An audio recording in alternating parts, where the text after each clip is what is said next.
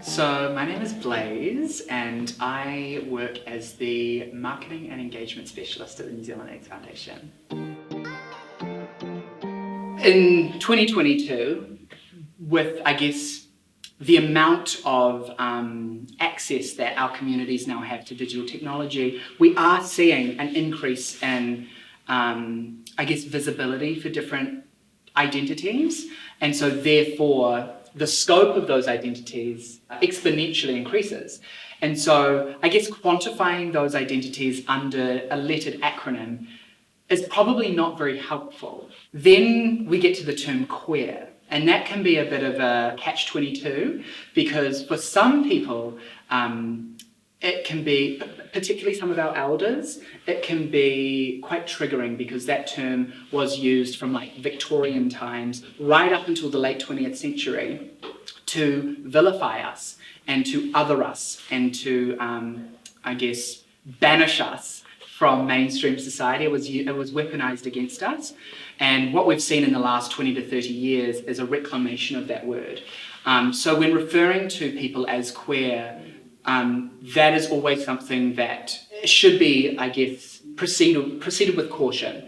If that's something that people, as a way to determine their own self-identity, then that they should be asked. You know, that's not something that people should just go around saying, oh, we're going to talk about the queer community, because for some people, again, it can re-traumatize. For others, it can be empowering, but it's always good to ask and to make sure.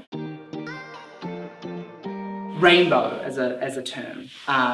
And for me, this is a term that I find the most helpful when referring to our communities, because it's light, it's fun. I think we all know what we're talking about when we talk about rainbow inclusivity. But again, I think it's important to be aware that this experience or the identification or commodification of the word rainbow doesn't fit for all people.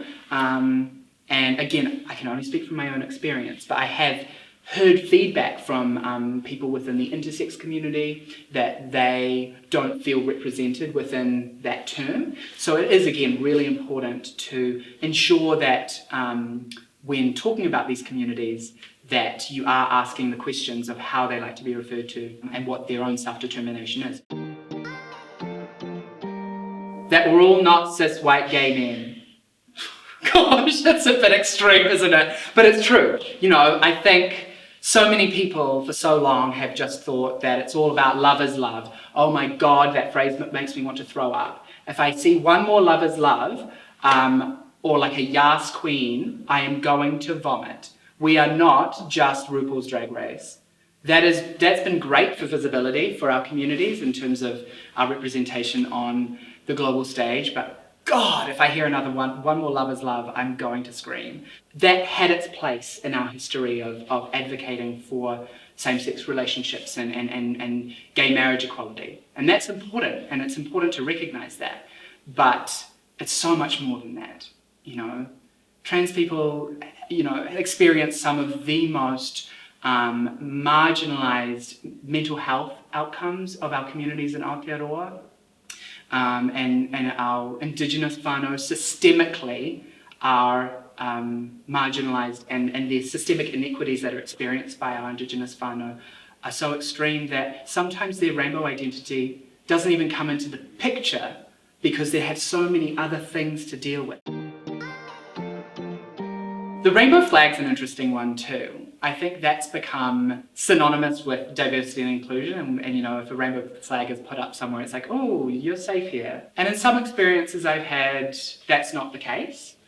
Iconography and the way in which that's posited in marketing is important, and it's important to have that backed up with the goods, with the work, with the mahi that's behind it. And when it comes down to, working with clients and working with partners, if you do have that rainbow representation in the output, it is so important to ensure that whatever the output is marketing, that the client who it's marketing for has its own processes in place that an understanding of and relationship to those communities. So we're going back to talking about relationships.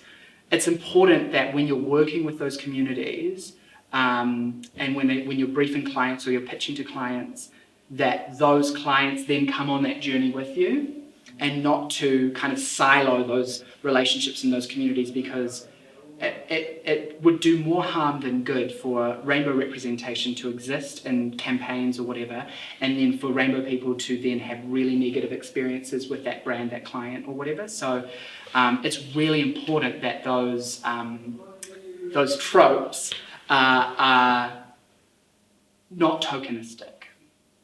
And again, really, really challenging the process and going, who are we displaying here?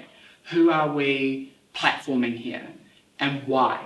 Why are we platforming these people? How much representation has this group, the two white gay dads, had versus, say, a non-binary person or a takapapui person or our trans whānau? You know, who are we choosing for the heroes of these campaigns, and why? Yeah. And how are we working with clients to ensure that the access to those clients from our rainbow community is safe? Yeah. I think as marketers in Aotearoa we're a small country. We have the ability to express manaaki, and not just express manaaki, but enact manaaki, embody manaaki. Yeah, and I think we have an attitude in our country where we are a lot more accessible as people. And that's really important, because that's another important thing to remember, is that we are people. We're not just these campaign outputs and campaign assets. We are platforming people, and as people, we are taonga, we are special, and we all have our own unique experiences.